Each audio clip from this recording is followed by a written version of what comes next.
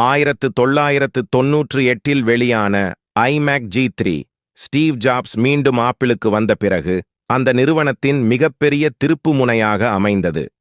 அதன் வெளிச்சமாகத் தெரியும் பாண்டி ப்ளூ வடிவமைப்பு சாதாரண பேஜ் கலர் கம்ப்யூட்டர்களை மாற்றி தைரியமான நிறங்களையும் தனித்துவத்தையும் கொண்ட புதிய முறையை உருவாக்கியது.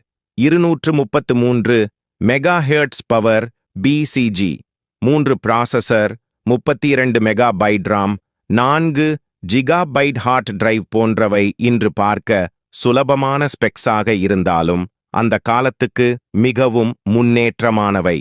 மேலும் ஐமேக் USB போர்ட்டுகளை பெருமளவில் பயன்படுத்தத் தொடங்கிய கணினி.